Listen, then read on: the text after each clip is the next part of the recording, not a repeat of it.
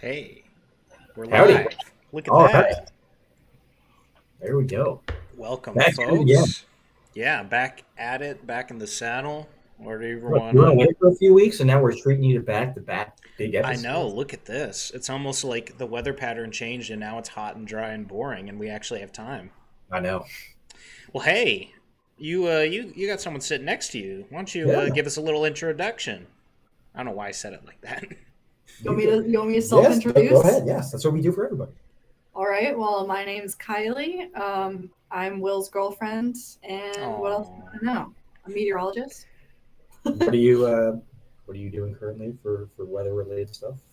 I'm at Penn State for grad school. I just finished my first year, so this is my first summer of full-time research, and we'll be getting masters and hopefully also a PhD. So that's fun. She's a smart one. dang, man. I can't even fathom a PhD. Like, what do you even? How does that even work? No, we've kind of been getting the gang together as far as guests go. You know, um, we've had a few of our college buddies, but it's this one's been long overdue. We've been trying to make it work schedule wise, and as you know, our schedules are insane. But hey, we finally made it happen, and we need like a school of meteorology reunion on Yeah. this Yeah. stream at some point. That would be fun. Yes. Get Ben, get them all. Good old Ben Castle. Well, hey, no, this is cool. We've been trying to make this work, but I'm excited for this one. So you said you were doing research. I'm actually not caught up. What's kind of like your area of research at the moment? So I'm running numerical simulations, and essentially I'm trying to figure out a way to better parameterize low-level turbulence and friction in supercell simulations because it can drastically affect tornadoes. And my advisor, Dr. Paul Markowski, said that we don't really know if the way that everyone's been representing friction is even right. So we're trying to figure that out. Because if Dang. it's not, then that will change a lot Yeah. of So things. basically, we've just been assuming friction works some way for the last 25 It's years. like in it's like in You know how, physics problems where you ignore. yeah, but you know how friction's equal and opposite to the Mhm. motion? It's not entirely equal and opposite. That's the problem. Yeah. Well, because the atmosphere is fluid, right? Is that the reason? It's because friction and turbulence have memory. So if you're turning directions, it's kind of like you can think of it as kind of like a direction lag. So it's not instantaneous. And so when you look at instantaneous velocity, you can't assume that the friction and turbulence is instantaneously opposite. It's kind of, it remembers where it had been 2 seconds before, This something like conversation that. is throwing me back to Dale Hall. Dale? Yeah. Yeah. Yeah. No, With not Dale. the oh Wilson. man, Yeah. did you have that Chad that what was his name? Physics 2 teacher. What was his name? Um, Mason. Bruce Mason? no, I guess we had Mason. someone different. I don't remember his first name. I had a oh man, this is gonna bother me. He had his own like online textbook. What was his name? He was so cool. I loved that guy. Hang on. He's gonna be in my Our my physics our physics teacher looked exactly like Steve Carell. Yeah. yeah, I don't think we had the same guy. Well, I won't get too far into the weeds on that. I was gonna try and find him, but no, like I I don't know. Like number crunching to me is so like I can't wrap my brain around it. So I um, barely can either. I feel like I'm Oh, we have a I visitor. mean, oh. puppy. I feel like I did when I entered college and had no idea what a front was, but like on on the next stage The now. next yeah, the For the next same level up. way. Like what even So is wind? What is like no, I friction? know. Is that even real? Like why do we I'm even like, okay, let's see what is turbulence. Like but well, I do you think this will be an area that like kind of this explosion of AI, do you think this will be an area we can like actually use it for the good of mankind and maybe not? destroy ourselves with it? Um, I'm just realizing I called Parcel a doggy, by the way. I don't know why. I don't really know. I guess that depends on because I'm sure that they're gonna try to use AI in forecasting. And in order to do that, I'm assuming you would have to use it to model storms so that you can then forecast them with AI. I don't know. So if that's probably where they're going to try first because forecasting is kind of like the boots on the ground thing. Mhm. So if that works, then maybe they would implement it into just modeling for research purposes. But I'm not sure. I don't know if it would work. I saw a few things that showed that I think we're a ways away from that, at least in modeling, because AI models, from what I've seen, have a pretty large like error associated with them at the moment. Kind of like the early days of weather models. Yeah. As we go along, they're going to progressively get better because they inherently learn and learn and learn. But things that take us some time to get to that point. Man, I'm picturing if you took like the last 20, well, okay, maybe not 20 years. If you took like the last 10 years of GFS and Her and Euro and like ran it through and then compared it with like the actual high resolution satellite. Like I wonder how quick it would take it to be like, oh, okay, and then we're all out of a job. I learned this the other week. I think we're about to, maybe not, maybe they'll prove me wrong. I think we're going to take a step back in model quality here soon because the NOAA wants to consolidate their models. Oh, So no. they want to have one deterministic model, so like the Euro or the GFS, it'd be the GFS essentially, and one high resolution model. That actually makes me sad. Why would they do that? The Her, the RAP, the NAM, thought it'd be kind of combined into one gross amalgamation of just error.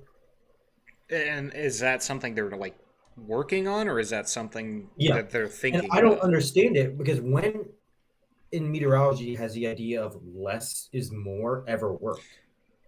Well, I mean, in general, use one, but that's yes, not but then really that worth it. that leaves you open to more error and forecasting error. Like, I mean, if they could, I do not doubt that in the future, maybe 50 years from now, maybe like who knows? I don't doubt that we will have one model that just does it like perfectly or close to perfectly. And I think with AI, we're going to be a little closer to that. But like, we're not ready, are we? Like, I don't think so. I like the Her. I like the NAM. Those are my friends. We can still gaslight ChatGPT into saying that 2 + 2 is 3. You think we're going to be able to? Can we? Is that a thing? Oh yeah. No, actually, so ChatGPT, I've used it quite a bit recently because it's been really helpful. Because it's like a streamlined Google search, but with math, it is like I've had several issues where I tell it like, no, your answer's wrong because you can't divide by 0. And then it tells me, oh, sorry, here's another answer. And I'm like, you still would have to divide by 0. Like, I'm telling you this is wrong. That's so weird. I think, and I read a couple articles that say AI struggles with like math, which you would think is the one thing that it shouldn't struggle with. Considering it's built off of math. Yeah. But I don't know. That's weird. Because, I definitely survived calculus only because of a few really nice online calculators that help you do like super intense things like derivations and stuff. I feel like if we can get what's a Mathway. I use Mathway. Symbol Lab too sometimes. But I feel like if we can get websites to do that, AI shouldn't be too hard. But like that surprises me, I guess, that it's scratching its noggin at math, but it can replicate Joe Rogan's voice. Like, that's so weird. I think part of it is that you want to give it enough input. So if you're asking it about math, it doesn't necessarily, unless you type in the entire problem you're trying to solve, if you just ask it for something like, oh, what's the equation of this, it might have different specifications because there's like equations that there's 5 different forms and only one of them is the one you wanted. So I feel like that's part of the issue. And because it's AI and it is usually correct, you're not going to assume it's wrong. So when you're looking at it, you kind of have to be asking yourself if it's right. Um, and so you still need that human component of like, is this reasonable? Because it's a fact, but like, is it the fact I asked for? So Yeah. that's the problem. Well, But and maybe that's why it's so bad with weather modeling, right? Because weather modeling is just huge calculus differential equations that make you like want to cry.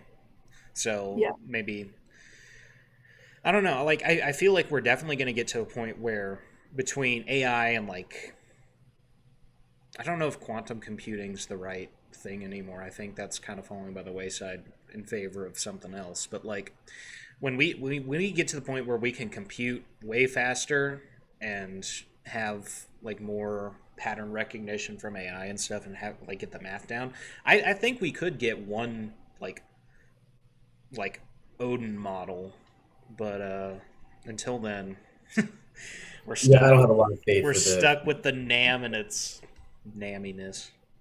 that's the other thing I was thinking about with my research. I was thinking just like in terms of what are models and what are parameterizations and why are we doing this? Like, why can't we just run, even if it takes longer, why can't we just use more resources? Like, we're the ones who made these resources. What do you mean they're limited? Like, I'm confused. Well, that gets down into like I guess some of it's physical limitation. Like we like computers can only work so fast, but then some of it Yeah. is like bureaucratic, like Yeah. political. Like, I oh, think you it's, don't get more funding. You don't need another server room. Why? We're only yeah. trying to And predict the weather. I think that so a lot of what you can try to make models better by doing is fixing the parameterizations and making them better. But you need those because I guess if you were to try to resolve literally everything that happens in the atmosphere, I mean, we the with the things we have right now, that would take a really long time. And so to do that every hour for everywhere, like that Yeah. just doesn't work. So it's an interesting problem that we're trying to tackle with like computers and to make them faster. Yeah, I can imagine trying to run a simulation for like that the necessary resolution needed to calculate everything in the atmosphere. If I tried that on my laptop, it would probably just immediately combust. Hmm. Well, Like I oh, go ahead. the simulations I've been running um to run a storm simulation, you have to first run a simulation of just the boundary layer so that it gets to where you want it to be, and that takes like probably 24 hours of running, and then you got to run the storm, and it's just like I don't know, you can use more resources to make it go faster, but to a certain point. So yeah. I think I don't know. Like that's one thing people don't understand, I guess, about like our job just in general as meteorologists. It's like, well, why can't you figure it out, you know? Or like when you're wrong, you're off a few degrees on your forecast and like, oh, it's like come on, man. It's way harder than you I'm working think. with the best thing I got right Yeah, now. we're trying to, you know, we're trying to build a spaceship out of cardboard boxes and duct tape. Like You know, maybe not that extreme, but like it's gonna look different in the next few years. Like I feel like I got to meet my quota. Talking about phased array radars coming and I knew you uh, would. I knew you would bring it up. phased You arrays always coming. The new model system is going to be coming. Hell, even the National Weather Center is going to look different by the next time we go back to visit it because they're adding on that extra. EF3 burrito. Hey, if the Flying Cow adds that, I mean, what are they going to include in that? What's in the EF3 burrito? Steak, maybe. Maybe you get two meats. Yeah, two meats and it's like bigger. Yeah. Oh my gosh, dude! I just thought of the best thing you could ever do at the cow would be to like have a burrito for each classification, and so like each one just gets bigger and like Oh, meatier. EF5 would just be outrageous. It's like it's actually like it's like $20, but it feeds like four people. You could do the same thing with hurricanes and have like a breakfast bowl Hmm. and make them bigger. You know, the Flying Cow, before we got there, the Flying Cow used to have like a full breakfast bar, like pancakes and stuff. Oh, Then they took it away and moved it to Crossroads in the Union. boo, dude. Ridiculous. I cannot imagine the aesthetic of like loading up a plate of pancakes and eggs and sausage and walking into Oh my class. god. Oh, that would have been Even awesome. just the home fries and gravy were enough. Oh yeah, there were a few times I was like, I'm showing up. I got like 5 minutes before class starts, and I'm like, hmm. Is going to class really as important as the most important meal of the day? And I'd go get my Well, if it year was two business with. class, you could go get the food and then still be in there on time before he arrived. Oh yeah, oh yeah. He, I mean, you could go get the food, go back, eat it, go back, throw away the trash, come back, and then still wait 5 minutes before class started. The days. I miss that place, man. I It's know. good. It's gonna be so weird seeing it whenever we go back and they add on this extra wing they're putting onto it. There's another wing. Oh yeah, the funding got approved the other week by the Ooh. school. It's like 160 million dollars. I think it's, you know, kind of where that big grassy area is, where like Sarah's old office used to be. Hmm. I think they're going to extend that outwards towards the road. Okay. That So honestly is it'll be good. more of an L shape now. Hmm. I'm I interested in think that's seeing like how the that only way plays they out. could go, because they can't go up and they can't go to the other direction because uh, uh, Cyro and the radar lab is there. That's going to affect the lookout from I the know. observation deck, though. I know you're going to see more building out that way Yeah. now. Less building, more prairie. That's what we came to That's the what we need. plains for. You see, people could see it a few weeks ago. I don't remember exactly when. I think it was a few weeks ago. The tornadoes that went through central Oklahoma. You could see them from the observation deck. Really? Which that's like a Oh dream man, to sit up there and see a tornado come like from the south. I know, dude. Why, man? How unlucky was it that the 4 years, and in my case 4.5, um, that we were there, we never got a good opportunity to see a tornado from the observation deck. I That's know. so lame. To be fair, if there was a tornado within observing distance of the observation deck, were we really ever going to be in the observation deck? I might, yeah. Like if Well, like okay, so you can chase anywhere anytime, but you only get one shot to look at a True. tornado from the True. observation We deck. went there all the time as freshmen. Our initial friend group back then, we would just spend hours up there. Yeah, and the weird springy chairs. Yeah, yeah. dude, those things are great. I loved those. Those were so entertaining. Man, that was the worst thing when COVID happened and we couldn't go to the observation deck anymore. And they silently reopened it. Yeah, they Yeah. reopened it Didn't and tell didn't anybody. tell anybody.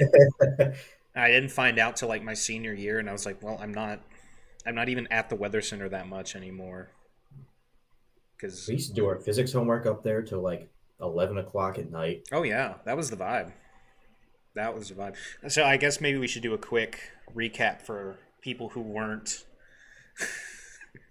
OU School of Meteorologists. Yeah. So the National Weather Center is on the OU campus, and that's one of the reasons why I went to OU. Is like, man, you open up so many opportunities having the National Weather Service there, or National Weather Center, I should say. Like, you know, like there are people who wrote textbooks there. Like if you're confused, like it's so many good opportunities just having it, just being down the hall from these people. Some of these like huge pillars of meteorological research. Um, but you had an observation deck. It's specifically faced towards the west. Although it's Well, actually it was a full glass yeah, room. it's pretty. There's one side with the elevator that doesn't have Yeah. anything, but so they specifically put it there because storms typically go northeast or east, and man, you could potentially see a pretty cool tornado from that thing. So Yeah. and it was also just a cool place to hang out with your pals and You ever do get the chance homework to and do whatnot. They do tours of the weather center. Or they started up again. Yeah, Even when I left, they still weren't doing tours. I think they're doing them again. I think they're doing it again. Totally recommend it if you're any interest in weather or want to figure out if OU is a place where you want to go. Tell you what, one tour of that building will lock it in. Yeah, that's what locked me in, right? Like I wasn't sure if I wanted to come to Tech or OU because Tech has the Wind Institute. The Wind Institute is really cool. I think I would like to try and see if we could get some Tech people on here at some point. No, I know a friend who's a grad student there. I know. He was at the severe weather day. It was so we have it's like a kids science thing. It's called the Spectrum, which in hindsight might not have been a good name, but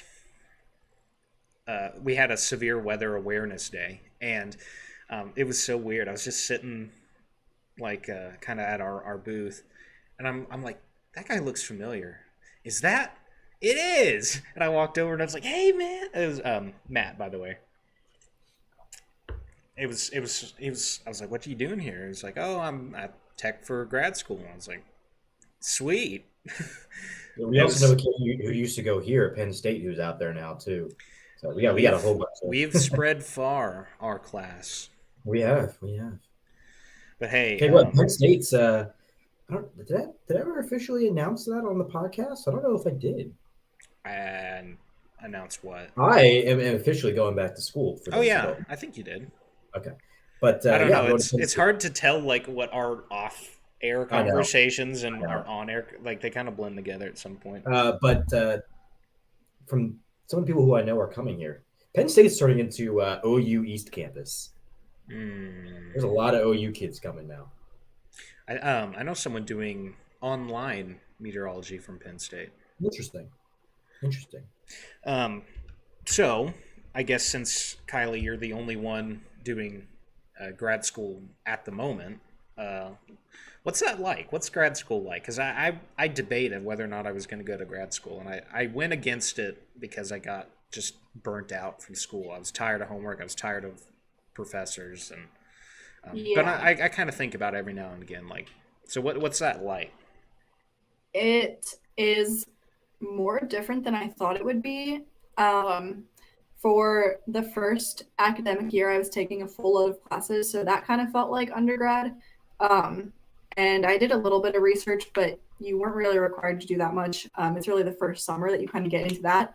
So at least the classes part, it was definitely harder because grades don't matter as much in grad school. So I feel like, and it's good that the classes are more focused on learning how to do things, but because of that, I think it's harder to do well in a feedback and grade sense. And so for me personally, I like to kind of know where I am, and I like to know that my effort is panning out. And so that was a challenge to kind of reframe how I viewed grades and success. And I was also a little bit burnt out from things, not really from undergrad, but I don't know, maybe it was the transition, but it just felt a lot harder to get myself to do things at the level that I had in undergrad. And so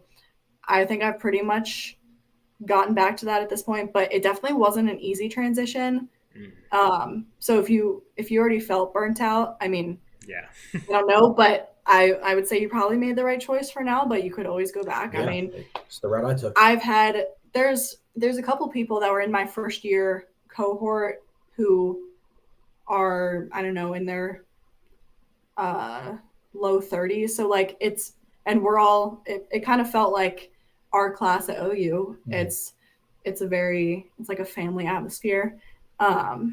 So I mean, you can always go back. You don't have to go straight in, and sometimes that's the better option. But yeah, it's very interesting. I'm someone who thought I would be sad whenever I stopped taking classes, but after the first year of grad classes, I'm ready to fully stop taking classes and just do research. So luckily, after the first year, you never take a full load of classes again. So we're getting there, but Yeah, it definitely helps being in my shoes, someone going into grad school, being with someone who's already kind of done that and knows what that's like. Um, but yeah, I will say the one of the bigger appeals, which is, I mean, grad school is a lot of work, and you're always, unlike when you're working at a job. When you're working, when you're off, you're off. But in school, I mean, there's always something you can be studying, always something you can be doing. But the big difference for me, at least, is no more going to bed at 6 o'clock in the morning like I did today, which is a big benefit. My Honestly, mental dude, state is so much better when I'm not doing that. I didn't think that my sleeping schedule could get worse after college. I thought there's no way. Like at minimum, I have to improve like marginally, if anything, because it was like, oh, you're up till 1 in the morning working on homework and stuff, but at least your classes are regular. The time of your class doesn't change, and they're usually different classes, different days, so you can like even with the potential of staying up till early hours in the morning doing homework, you can still kind of like make a pretty consistent schedule. Broadcast is just, it's crazy because it's like especially when you're in my position. I'm kind of low man on the pole at the moment, so it's like I'm filling in when people are gone or sick. I'm doing the holidays. I'm doing the early morning ones. No one likes to do, which I'm fine with, but it's like wrecked any semblance of sleep schedule I had. Now it's like I sleep when I'm tired, and yeah. if that's you know 6 in the evening or 6 in the morning, it really doesn't matter. Just when I'm tired, I take a nap. It's probably not healthy. I'm probably gonna get a bunch of diseases and stuff from that. But No, you know, when you work your way up to chief, you'll be able to set your own schedule there. well, I don't know. I don't know how far I want to go with that. I'll. I'm still kind of assessing what I want to do career wise. You could always come join us here Yeah, here in you State could. College. I could, but man, I've never not lived in the plains. No, I get that. Kind of, I mean, I'm already like a change is scary guy. Not that big of a change is scary guy, but a little bit. And I don't know. I That's the thing, right? Because I want to live in Texas. I love the state. Um, but at the same time, there's so many weather opportunities in Norman and Oklahoma City, Mhm. just because it's like the weather capital in the world, unofficially, but basically officially. Yeah. So I don't know. I'd like to end up in Texas or Oklahoma, I think long term, but I'd rather it be Texas. But again, there's just a lot going on in Oklahoma. Well, you know, What about y'all? What are y'all's long term career it, ambitions? it really depends on where things end up, where the job opportunities are. Um, I have this fantasy of an idea of what I want to do in the future, which involves potentially getting my PhD and becoming a professor and starting a meteorology program at TCU because they don't currently Okay. have one, which is All and right. they're in Dallas Fort Worth. Like it'd be a perfect place to start one. And I didn't know if I was going to like the plains. For those who don't know, I grew up in Florida, East Coast boy, beach, all that stuff. So going out to the plains initially was a bit of a culture shock. I didn't know if I was going to like it. I grew up not liking country music, all of that stuff. But after 4 or 5 years out there, I love it. I love it. I can't wait to get back out there. But it's tough. You got family to worry about. You got to worry about where the realistic job opportunities are. So Hey man, that's a good long term ambition, man. More meteorology schools always. What about you, Kylie? I'm not really sure in terms of career stuff. I am still very open to determining what I want to do. I don't think I want to stay in academia. So if you were to start a TCU program, I'm I on mean, my own. I'd probably be there, but I don't know if I would want to work at it.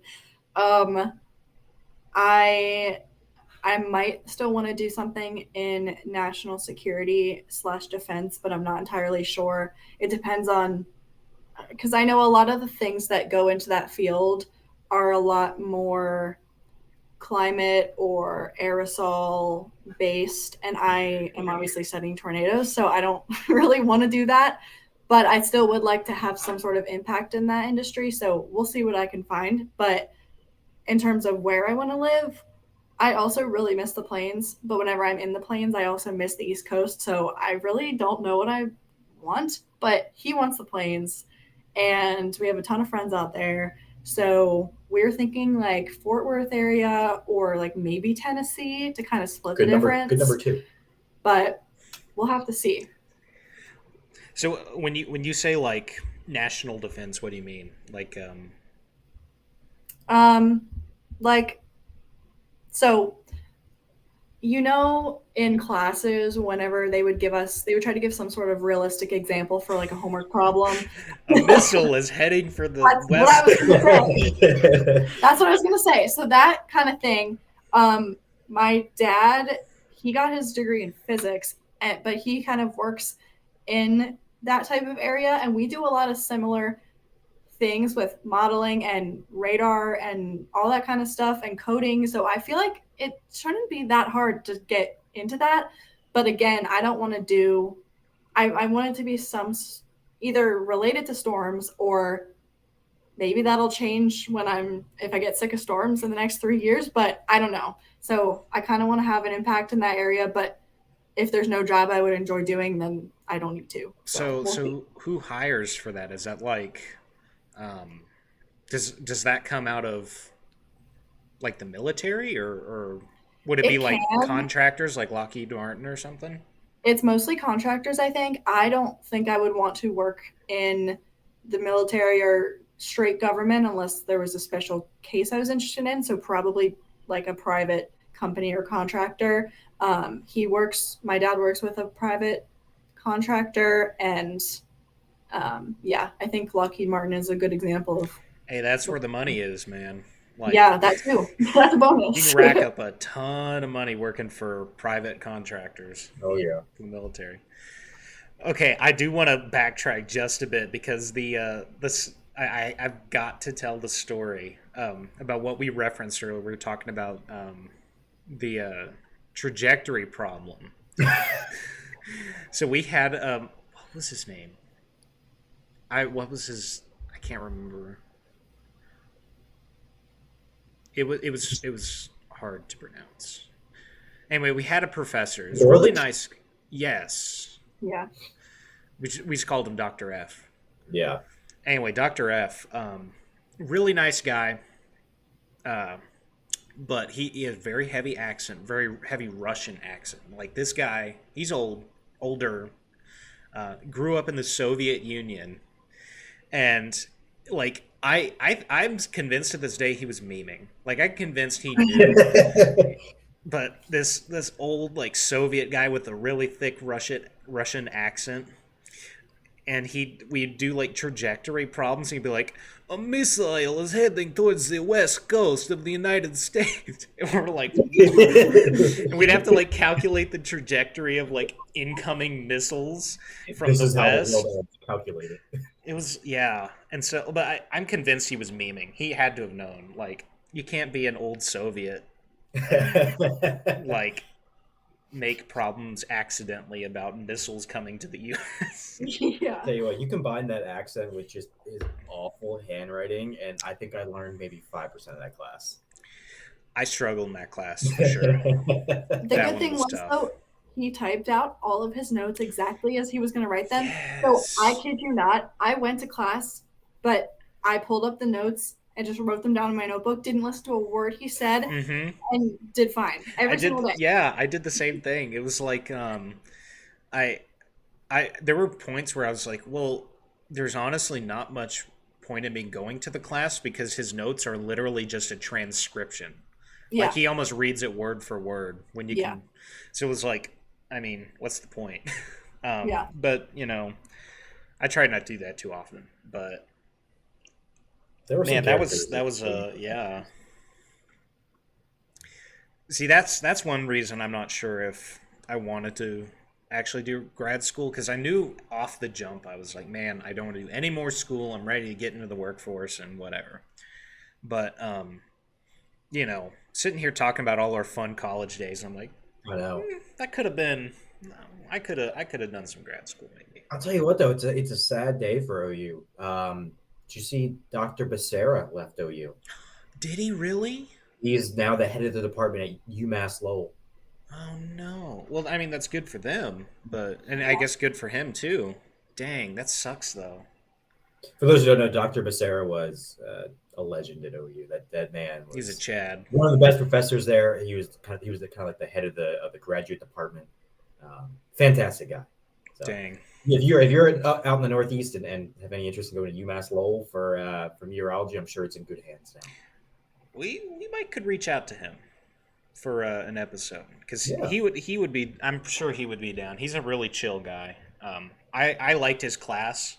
I know some people weren't a fan of his class, but I loved Synoptic. That was Oh, I fun. loved it. That's my favorite meteorology class there. Because it was like that was the one class barring a couple of the labs with another guy we need to get on, Austin Dixon. Also a Chad. Yeah, I know. He might be too famous for us now. He might be, yeah. His Country country star. music career's taken off. Excuse me, sir. Do you remember us from college? But no, it felt like Becerra's class, Synoptic, was the first class where we actually get to start doing like real world, like forecasting and interpretation and stuff. Because everything up until that point, minus a couple of the labs, was like math. Yep. It's math, all math, and that's why I got burned out so quickly. Like halfway through college, I was like, man, it's just calculus. That's all this is. Mm-hmm. And when we finally got into the real world stuff, I was like, all right, this is where I can actually kind of get some interest here. So that is a shame. I love Becerra's class. Apparently, here at Penn State, their undergrad program, it's either the second half of sophomore year or the first half of junior year that they take Synoptic. Yeah, it's way earlier. And I was baffled by that because we had to wait so long. It seems like OU puts a much more of an emphasis on how we got to where we are in meteorology in terms of derivations, all that stuff, than other places do. Penn State's a lot more coding heavy, it seems, right? Yeah, they I feel like get a lot more coding experience than we did because we had the one class, and then for every class after that, we were just handed code, and then we would just run it and like submit the figure. It's like here's the base code. Go through and like add some stuff and then turn it in. And 9 times out of 10, it was like, hey, what? Like you'd have to like, hey, what did you do? How did you get that code to work? Oh, okay, I see. Like that's all it was. It was take the template they gave you, find someone who figured it out, because that's what it was. Like from the minute that assignment got assigned, it was like a ticking clock as to like, okay, who can just troubleshoot this and like just like square peg a round hole until we find the correct answer, and then someone would, and you're like, oh. To be fair, I feel like that's coding in general. That's another thing that I learned in grad school. You like just all the assignments you're forced to learn how to code, and you don't realize how many things you can do until you have to do them. Like you just have to do it, otherwise you're not doing the assignment. So you code a lot and you learn a lot, but it's like a fire hose of code. Mm-hmm. That's a good reason. You're ready for that. That's a good reason for me to not go back to grad school, because I hate coding. I hate coding and I hate math, which really limits my career options. But no, man, I do agree. OU has been very clearly research focused, which I think is great. I just wish so. I don't mind kind of being vocal about some of my issues with the OU meteorology program. I think we have been previously on the podcast too. I have a big issue with OU's meteorology program in that it's, you know, supposedly the number one Met program in the world, according to someone. I don't know who. They say that. I don't know who made that decision. But supposedly the number one Met program in the world. And then we have the number two, or at least it was when I was there, because they actually do like a competition or like a ranking. We have the number two journalism and broadcast school in the U.S. So it's like we have really strong like journalism and broadcast, really strong meteorology, nothing for broadcast meteorology. It's like it did feel very disconnected even from the outside looking into that aspect. So that was issue one, right? Because it's like if you wanted to get a good broadcast meteorology, like the minor for broadcast meteorology was just a bunch of journalism stuff. It didn't do anything with weather. Like it didn't really help me.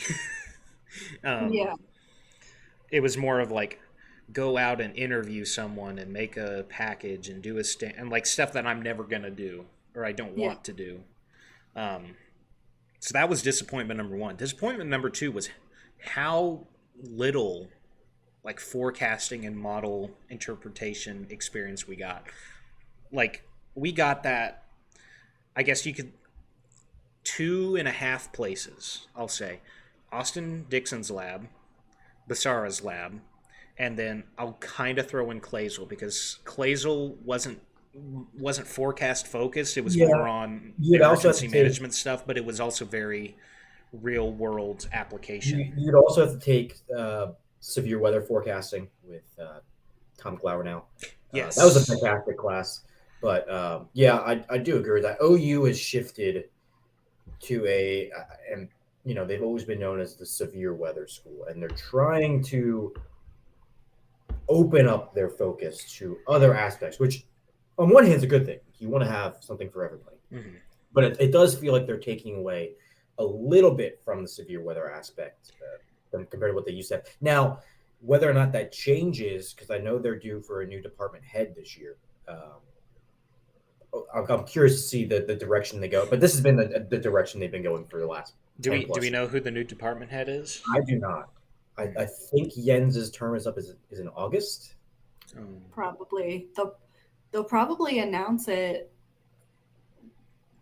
So if he's not going to be doing it this next year, they'll probably announce it soon. Yeah, as far as they haven't already. Because we just got a new department head here, and did they announce it? I don't think so. Yeah, so I mean, they're still kind of transitioning over the summer, but I think by the fall it should be ready to go. I'd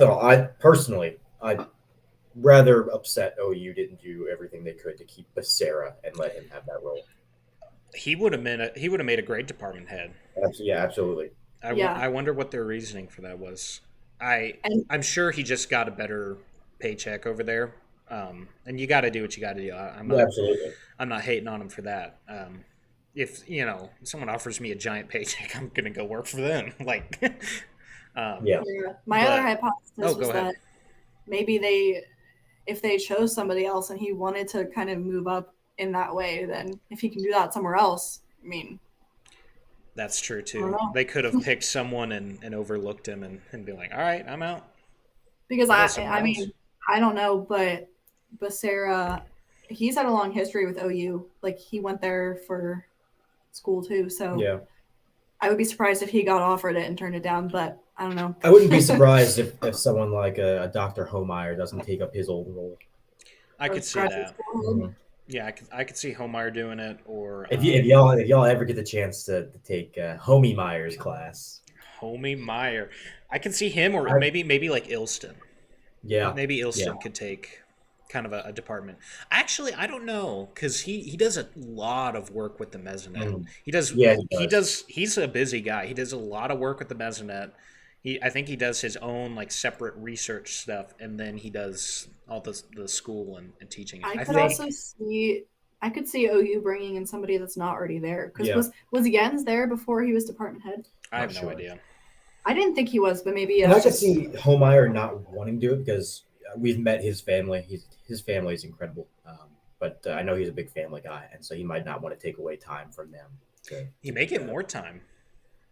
Maybe. Well, what would give you more time, teaching classes and doing research, or just kind of overseeing, administrating? Yeah, I don't know. I don't know. I don't know. You know, he brews Hey, his you're own the beer. one. You're the one who wants to be the professor, bud. You I got to know. figure that You stuff know, out. Homeyer makes his own IPAs. Really? Yeah. Wow. Wow. Wow. I did not know that. That's interesting. Yeah, actually, you know what? You would love most of the professors here at Penn State. I don't. The biggest difference that I've seen from OU, like OU is very astute. And we're OU, and we're going to be by the book and everything. Everyone here is just a goofball. This entire That's department here is just like a bunch of goofballs. if And I I love it. if I could improve OU like metaphysically in general in one way, it would be like everybody just needs to take a chill pill. Everyone is so no. serious. Yeah. Literally being here because there's so many similarities, but then those kinds of things are so opposite. It feels like this is OU in an alternate universe. Dang. Like it actually feels, and we had a couple friends here before we came here, just that I met on Twitter and whatever.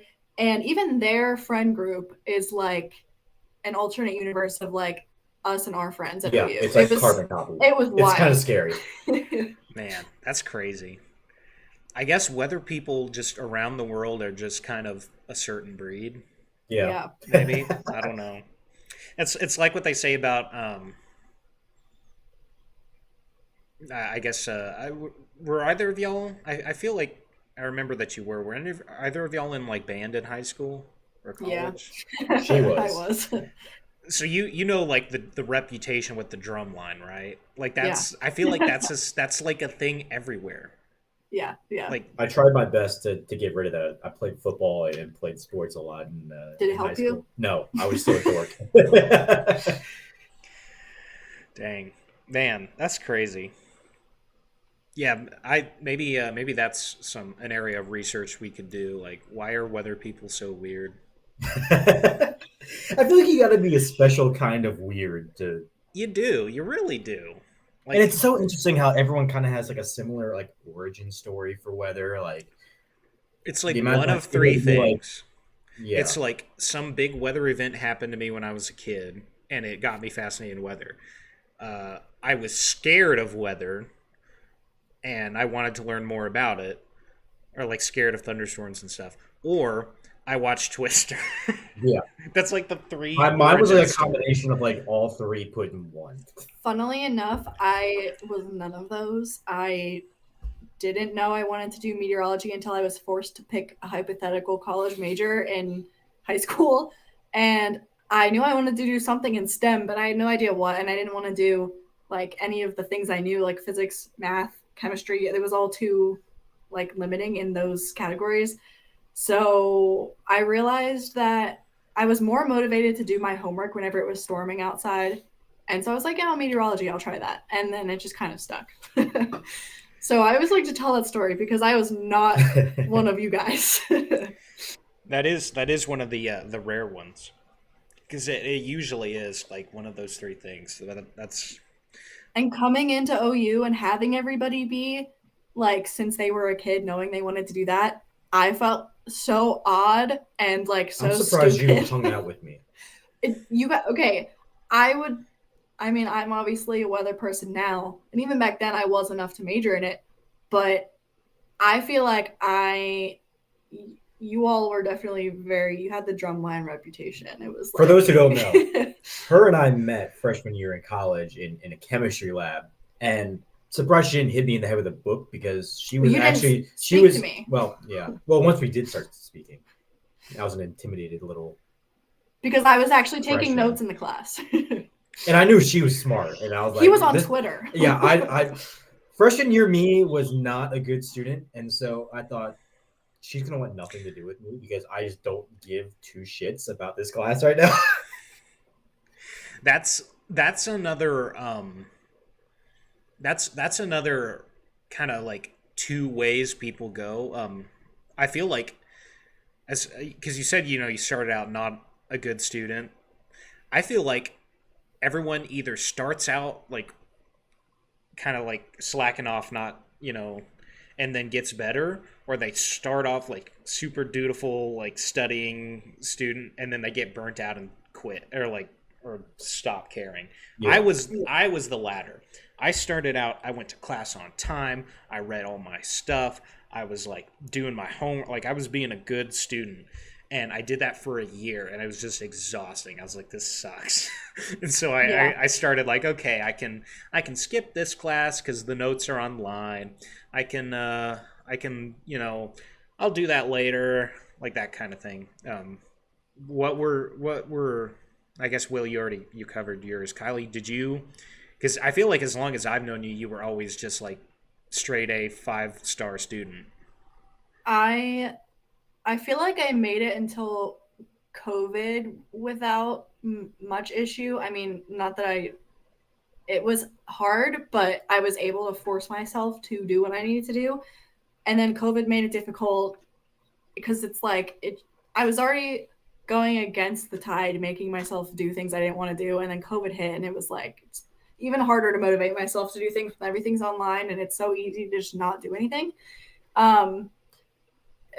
But I think because of how my brain is wired, I was still able to do what I needed to do in order to, like, I was burnt out and struggling to have motivation, but you wouldn't be able to tell that from my resume because I knew what I needed to do at the bare minimum to look how I needed to look. But like I was still kind of having that internal struggle. I got the behind the scenes footage. Because yeah, if you could have seen what Will saw, how many tears went into that resume? Oh man. So I feel like I kind of split that, but that's just because I can't do it any other way. It needs to be as good as I can do. So I don't know. It's a whole other thing, but yeah, COVID made it very difficult to keep that momentum up. COVID killed everything. Like COVID, school wise, I mean, like, man. Yeah. But also, COVID probably was the only reason I got through some of those calc classes. The professor just like, I don't know, just turn something in. Yeah. Okay. That's probably the only reason I passed a few of those classes. I'm definitely not mathematically inclined. Yeah. Well, hey, we've had quite a long introduction. Yeah. Do we want to hop into the weather for a minute? Sure. We can What try we got that. going on? Okay. Gotta make sure. There we go. We need like a little higher person to like Bring someone else on the run. run the stream for me. I'm Let's do it. Let's bring a third person in. Let's see if we can find someone. because I'm just not. I'm sure we got someone we know who'd be willing to do it. There we go. I'm not very. Add that list to the oh goodness. Add that to the list of things I'm not inclined. Coding, research, math, and technology, and social media, which are the 5 things. The 5 pillars of society these days. Essentially. So I went ahead and pulled up. This is the event report for the Perryton tornado. One of the reasons I want to talk about today is because I'm from the Panhandle. That's my neck of the woods. I'm not from Perryton. I don't know anyone from Perryton, or at least I don't think I do. But it's kind of around my area. So it was, it's a big event for the Panhandle. We haven't had a tornado with casualties since 2007, I think. Someone brought that up in the NWS chat. I think it was 2007. April 28th, 2007 was the last time we had a tornado casualty in the Texas Panhandle. So it's been a while. But there's the Perryton tornado right there. Wait, can y'all see my mouse? Okay, good. So the grouping on the reports, and we talk about storm report grouping. What the grouping is an indicator of how close the SPC was on the outlook. That's usually kind of how we use it. Also, a little bit of a tornado event up towards kind of the Midwest Great Lakes area. Yeah. But yeah, so this was the storm reports, and then here was the day one outlook, if we can pull that up. Oh, wait, no, not that one. Not that one either. Wait, what? That's not right. Am I crazy? The website might be bugged. Maybe, because isn't that today's outlook? Is it? No, it's not today's. No. It might be. Something's weird here. Yeah, even the four panels. That was. Is it the next day's outlook technically? Oh wait, you know what? I bet you're right. It was an MCS that swept down into. Yeah, that's what it is. I did that last time we did this, I think. There we go. Come on. Come to Papa. Any minute now. There we go. Yeah, that's right. So this versus, and we can actually pull that up. Oh, wait. There we go.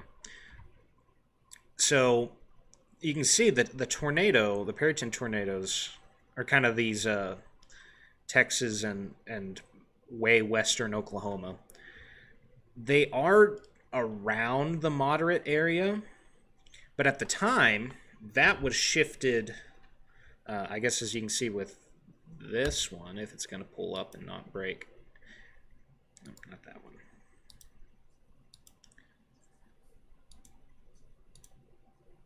Oh, well. Okay. Anyway. So kind of earlier on, oh, wait, it's right here. Earlier on, the moderate didn't extend out quite as far west. And so when they did extend it, it incorporated the areas where kind of those tornadoes were off. But it was just an interesting event in that the SPC has been really, really, really good this year. Like they've been really on the nose storm season as far as the grouping of reports to the outlook. But this initial outlook didn't quite gel as much. Now, when they updated it, it was. But usually, you know, when you're day one, you have a better idea. And this isn't like I'm not saying anything about the SPC. I'm only bringing this up to point out that like these situations change really quickly. Yeah, and you know, I'm kind of wondering. I'm not entirely familiar with the setup for this system, but yeah, I can. If I had to guess, what that signifies is I'm assuming it was a low cold front, warm front, dry line sort of setup. So let me find a mesoscale that's kind of mid throughout. Well, and my initial thoughts would be, okay, the low and dry line just didn't progress as fast as they were initially thought to. And then by that point, and when the MCS forms, you're getting the cold front sweeping down. So this is after they've updated the where that moderate was at, and you can see it does include Perryton there. Yeah. But so yeah, like they were saying, you know, it changed quickly enough. It changed subtly enough that the outlook wasn't too far off, but it changed quickly enough that they had to do a new outlook and like kind of happens rein all the it time in. Yeah, severe weather. I mean, once you start obs watching, you never know exactly what boundaries are going to pop up and whatnot. Well, and that's kind of what I want to emphasize here is like the folks in Perryton and Texas Panhandle in general. Like if you wake up in the morning and you see that SPC outlook and it's like here, the moderate's there, and you're like, oh, that's not my area, and then you go about your day not worrying about it. Well, when that changes, or if that changes in the afternoon, and you're unaware of it, you might be a little less warned than. Yeah, absolutely. And that was a common thing people were saying, and because obviously being kind of in the news field, you get to see a lot of kind of the behind the scenes stuff. But our station in Lubbock was doing a lot of reporting on this because it's, Texas Panhandle, it's one DMA away. We're pretty close, so we were doing a lot of reporting on it, and it was like, people were saying, oh, we had no warning. We didn't know this was going to happen. It was also the same for some of that hail. We had a really bad hailstorm go through Pampa, my hometown, and it, of course, just clipped the north side, which is the side of town I'm on, and dropped huge hail, like baseball, slightly larger maybe, I think. Every car in the Walmart parking lot was destroyed, like windows and stuff. And that was a common denominator. People were like, "Oh, it was sunny. There was a cloud, but it was sunny. There was no thunder, no rain, and then it just hit."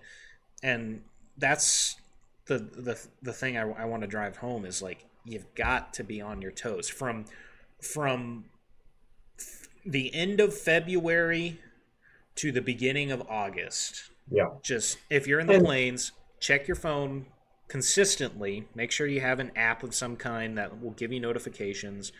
And most importantly, when you hear the warning or the siren, or you get that warning, just go take shelter. Don't wait to see it. Don't wait to see if it's just go take shelter, because it's not in an outlook, or you're not in a risk area by like 20-30 miles. You're in the risk area. There is an area of error within that that you need to have. You have to assume a margin of error. This is going to sound worse than I mean it to, because I know a lot of people don't have weather knowledge. But use some common sense. Like, if you're that close to where storms may be, the thought should be running in your head, okay, maybe we get a storm here. It's not as likely, but maybe. Well, and that's what I commend the SPC for, right? Is like, they draw these lines, and you have to kind of like factor in what you think people are going to think, and when you think people are going to be,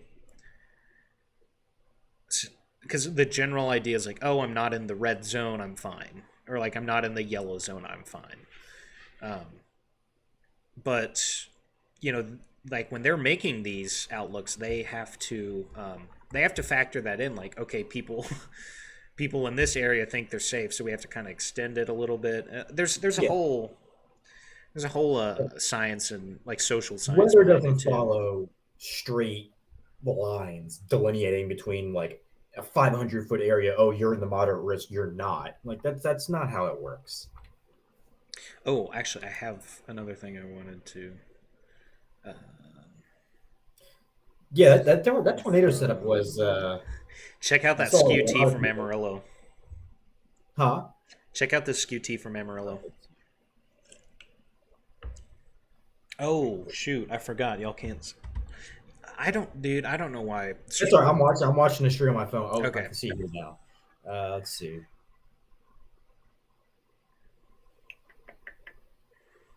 That is dry, capped, and ready to blow. Ready to rumble, bro. All right. I'm actually surprised at how dry the overall column is, though, which I guess is why it led to maybe a little bit more hail production than perhaps. I mean, were they LP supercells? I can't remember. They had to. They started out LP and then became rain wrapped instantly. Okay. Really interesting. Or pretty, not quite instantly, but very quickly. They started out LP and then got rain wrapped.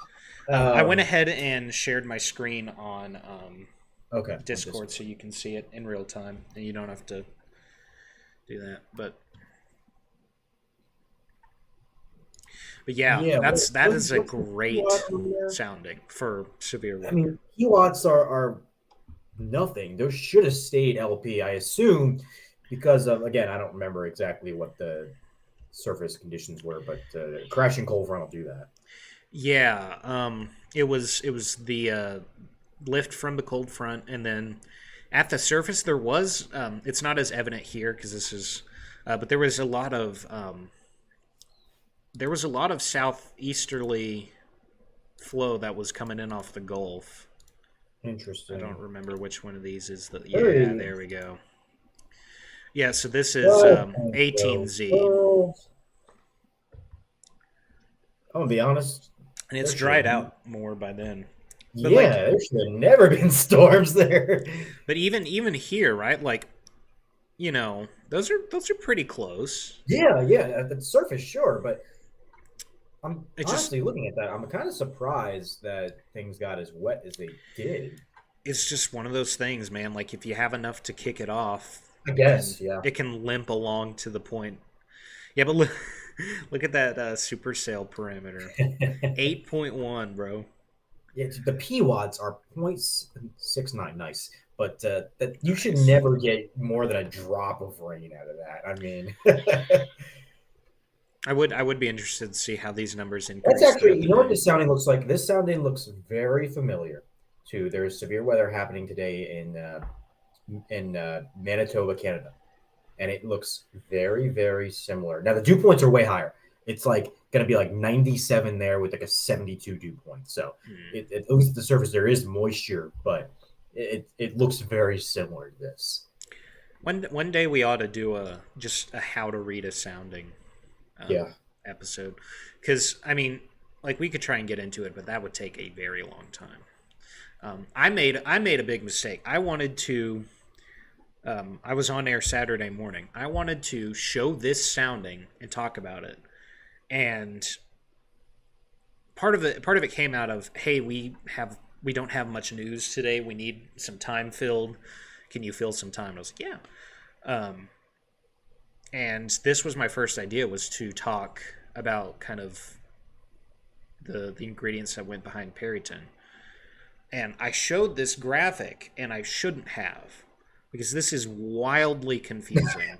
And and in my defense, what I wanted to do was I wanted to like point to stuff like, okay, here's your dew point and your temperature. See how close they are. That's some moisture at the surface, and then these are your wind directions, and you can see these are with height, so it starts more southern. Like I wanted to go into it and actually explain it and be able to like point at things on the graphic, and like we'd had a few technical troubles that morning already, so one of the like the cameras, the camera was supposed to take me at the we call it the pod. It's like a big Mhm. screen. The camera was supposed to take me at the pod, not where I could point to stuff, but that didn't happen. So it ended up being really, really confusing. And I'll admit that was probably a mistake, because I think if you see this as like someone who's never seen it before, or kind of like a It's an overload of information. it Yeah, I can is. speak to that. From my first few meteorology classes, I had no idea what I was looking at. Oh yeah. I'm really interested. The effective inflow layer on this sounding is very, very small. Yeah, and maybe that kind of contributed to the low P watts, maybe because there's just not Yeah, much and gusto. it's elevated. The storms initially weren't surface based. You can tell by those two blue lines on the photograph. That's kind of the area that the photograph or the sounding thinks the storm's to be drawing in like inflow from, Hmm. and it's almost elevated a few hundred feet off the ground. See, I didn't know that. That's you two probably have a better grasp on skew than I do. I know the basics. I know your like all the general stuff. Some of this stuff I get a little mixed Mm. up on. Effective layer, I have no idea what this is. Like Yeah, this effective graphic layer here. SCP. So effective layer is that those blue lines. It's Okay. what the storm. It's what the model thinks is the air going into the storm. Okay. Yeah. Honestly, maybe we could get a new type of skew that's a little easier to understand. That might not be the worst thing ever. Yeah, for especially for beginners. Sharp Eye is great though if you want, every piece of information you can get possible. What is? Definitely overload. That's what this sounding viewer is called. It's called Sharp Eye. Yeah, it covers everything, and it's so helpful in that. Like, this is one product that is pumped out, but it tells you so much information. Yeah. So it's a good product. It's just visually confusing. But obviously, for when this was an issue, when did we start doing soundings? Like, when did the skew T become a thing? I know in some class they were like, oh, on this date, this person invented the skew T. I mean, it's been going on for a while, since at least probably 70s or 80s, right? I would even wager like the early 1900s they were doing it. I'm going to look it up and see. Yeah, go for it. I am curious. Oh, man. I'm getting like flashbacks from the med ed module we had to do. There we go. 1947. Wow. That was just when the skew T log P started. Soundings might have started even earlier then. Dang. Well, no, I know soundings kind of a World War I, post World War I thing. But I was like, this product specifically, I wondered when we got that. Well, hey, I don't want to go too far into the Perryton thing, but we also have Bret. I'm gonna be honest. Bret looks like shit. That does not look like a healthy tropical system. I mean, it's bisected, right? Like, it does not look like. What is that? Where is the center of? Okay, the center's, but like, it's bisected. Yeah, okay.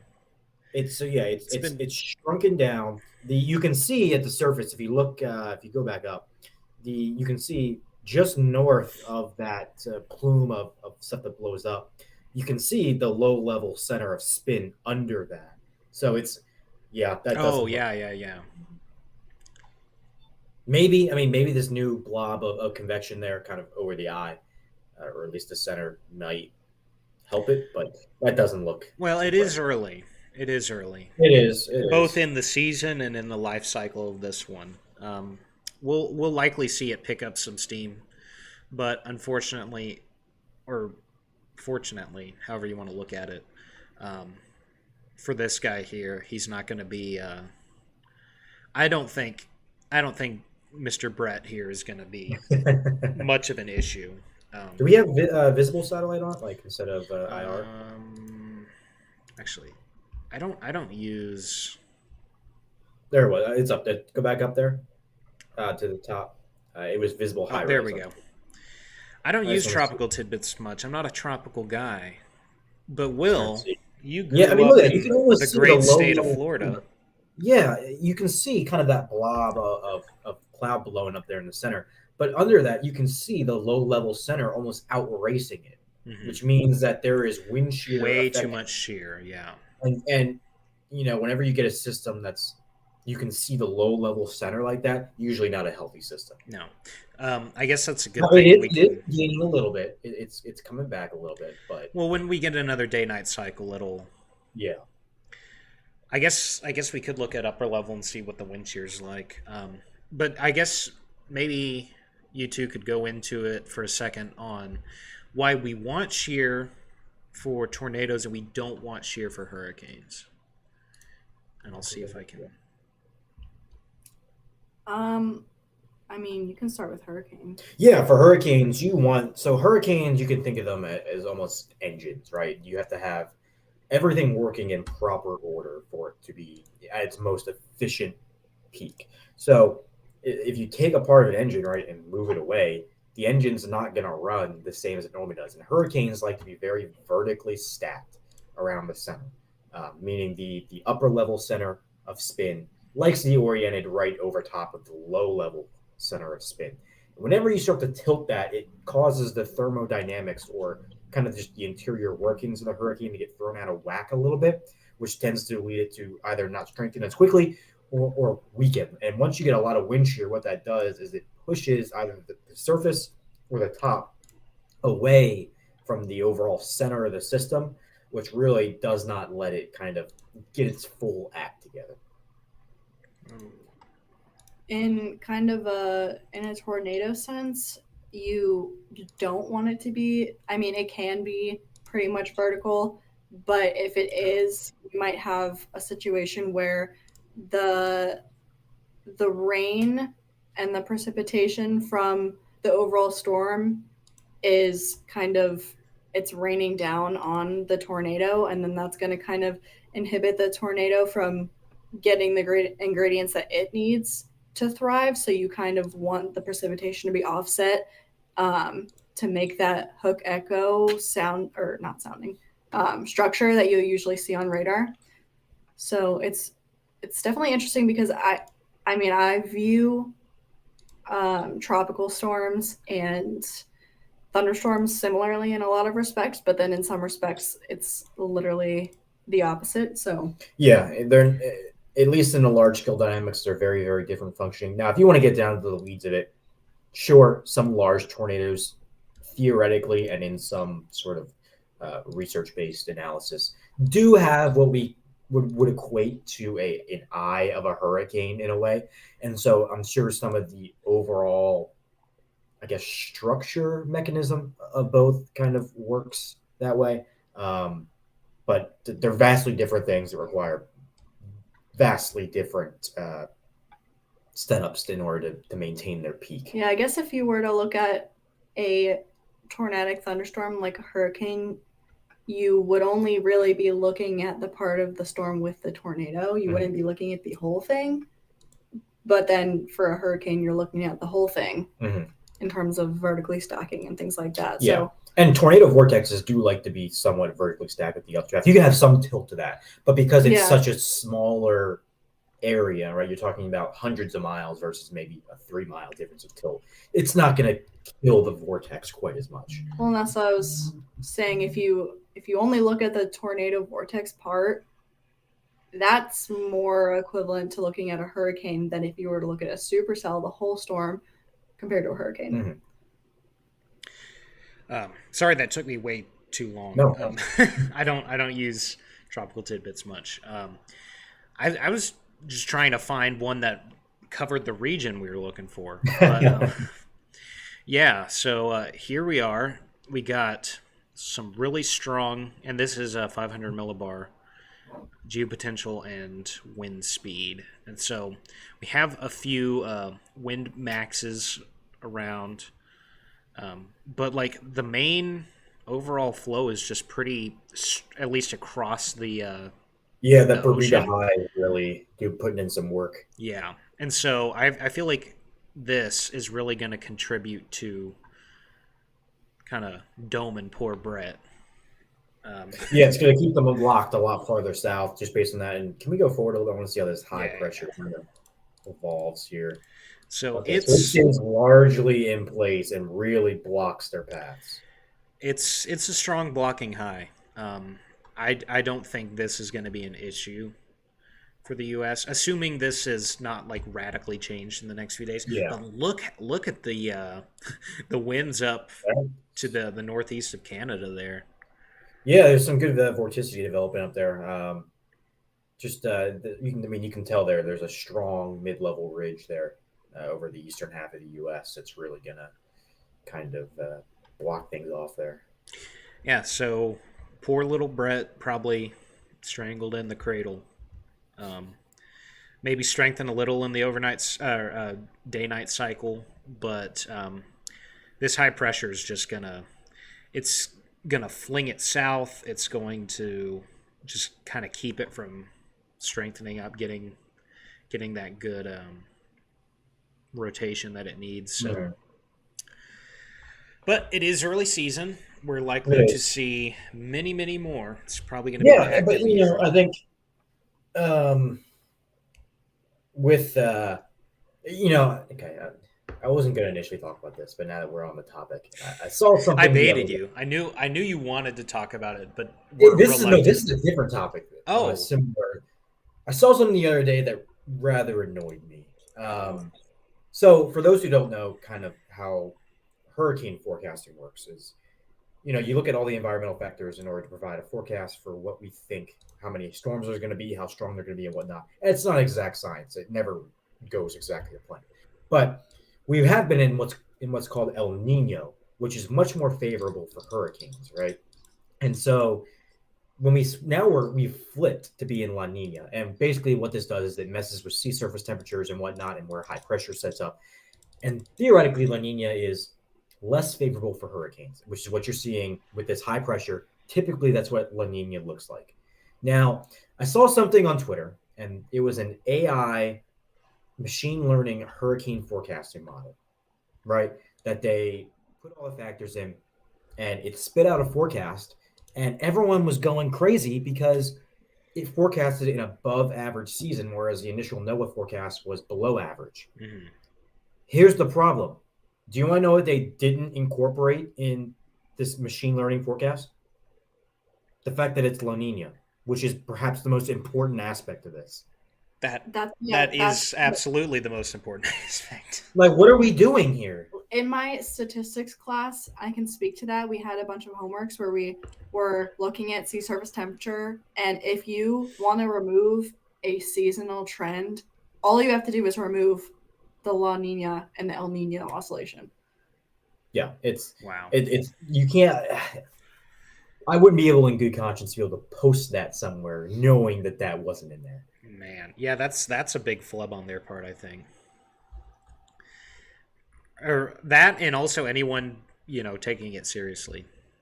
Well, yeah, but that's how Twitter is. Everything's sensationalized. Or they should have at least said, like, point blank, that this isn't in there, because I mean it's worth doing to see what'll happen. But if you know that that's not in there, you gotta put a disclaimer or something. Yeah.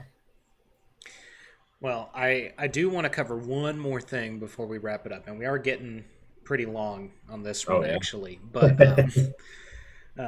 we did have 10 minutes of the starting soon screen, so it's a little less. But I do got one more thing. So our weather right now, you were saying, up in Canada and kind of around East Coast, some rain chances. Got that kind of low pressure there. Here, in my neck of the woods, it is hot, dry, and miserable. And that's because we have this high pressure and this giga ridge. Look how big this ridge is. Nice ridge. It's that's for sure. It's a fat ridge. You can see that short wave up in the Dakotas. The little short wave. Well, look how this just progresses. So it's like giga ridge. Going for Kansas. Shortwave for Kansas, which is good for. I think that lines up with that severe weather risk. Setup. It is a good setup, at least for now. And then here comes the second giga ridge. Oh my god! So we're gonna be miserable and hot for the next several days. The Northwest is gonna get a bunch of rain. And this little shortwave here. Whoops! I did not know. Okay. This little shortwave here, it coincides with a minor temperature drop. We will drop from the mid-hundreds to the upper 90s. Wow. You're going to hate me. You want to know the temperature is going to be here? It's like, what's the temperature now? It is currently, let's see. It's a high of 79 today. High 79. We're going to get up into the 80s over the next few days. And then the high on Friday is 70. In the middle of June. I kind of hate it. Not gonna lie. You the hate thing it. Is, up here, summer starts a little bit. It's a little bit lagged, but it will get extremely hot and miserable. The average high here in the summer is like 83. That's not that bad. That's not hot. That's not hot. It's not 104. The overnight lows are in the 50s. That's not summer to me. I'm used to Florida. You come spend a summer in the South Plains and tell me what you think about it. It's a dry heat.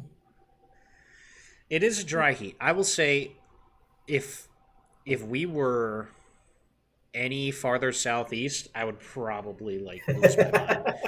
If it were any more humid, I would go nuts. There was one time, and I'm not sure exactly what happened. It was back at home. It was another typical hot, humid Florida day. It was like 92 with a dew point of like 70.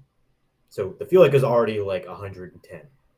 Then out of nowhere, the dew point just started spiking. Like it climbed up to like 82 degrees. Was there All the a windows in surface my wind? house fogged up. The feel like temperature jumped up to like 137. Was there a surface wind that day? Wind in Florida tends to be pretty light. The best thing I can think of is maybe like a minor heat burst, almost kind of thing. I don't know. It was wild. That's yeah. I would be miserable in Florida. I wouldn't mind going to Florida for like vacation for a while, but if I had to live there permanently, It's not fun. It's not fun. and you think, oh, you get used to it eventually. You really don't. At least I don't. No. I The only thing you can count on I that's lived in nice is Norman for I lived in Norman for 4.5 years, and that was that's still too humid for me. And Norman's nothing compared to Florida.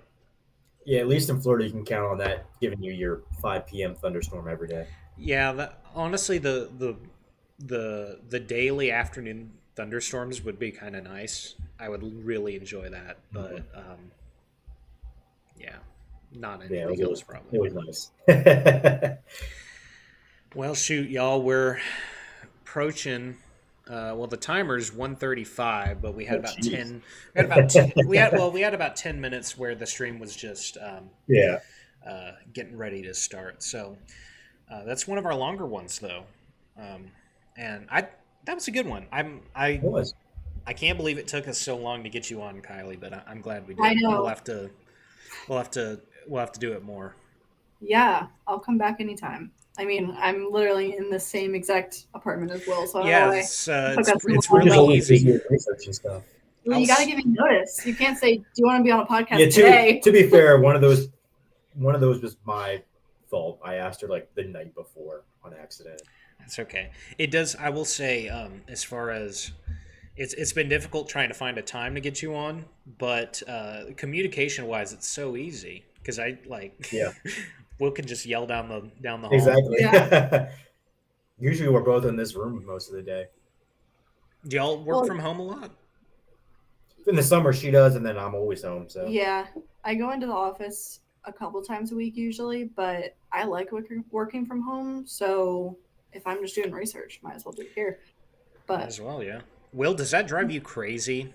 Like, never really leaving your house? You just kind of being home all day? sometimes yeah, but also if I really wanted to, I have access to a car. I could go somewhere. The Well, problem is there's I just know, really you nothing go somewhere. I here, mean, so like when I leave the house, it's for work or like getting yeah, that's why groceries. once I get done working and I can get back on like a set sleep schedule, I want to go running again just to get out and be outside. So the other thing is, I'm a big introvert, so I like not having to go somewhere and see people every day. That's fair enough. I'm starting to feel that way more and more. Like I'm just getting tired of other human beings. Yeah. Not that I don't like them, but sometimes there's too much, Yeah. and sometimes the opposite. Sometimes it's like, man, I sure wish I could like hang out with my friends or something. But it's the biggest thing I think about my job is not being able having my weekend on Monday and Tuesday, because then it's like all my friends are, you know, they got work or something the next day, so no one wants to go do yeah, anything. So Yeah. I think I don't know. I kind of oscillate between introvert like you, Kylie, and then more extroverted. But well, I think that's probably going to do it for us today. If y'all, aren't following us on Twitter, Instagram, um, go ahead and do that. We give updates on the on our airing schedule. As you may have figured out by now, we don't have a lot of free time between the two of us. And then when you try and add a guest on top of that, and then you combine the fact that we both work weird hours, it's really difficult to have a consistent upload schedule. So all upload updates, like announcements, all that comes through Twitter and Instagram. So if you're not following us, go ahead and do that. It'll keep you updated when the next show is gonna be going on. And Kylie, thank you so much for joining. We'll get you Thank on you for again. having me. It's been a great conversation. I'm glad we got Yeah. to catch up a bit. It's been a minute since we talked. So, Yeah. Yeah, it was fun. all right, see y'all later. Sounds good. See y'all. See ya.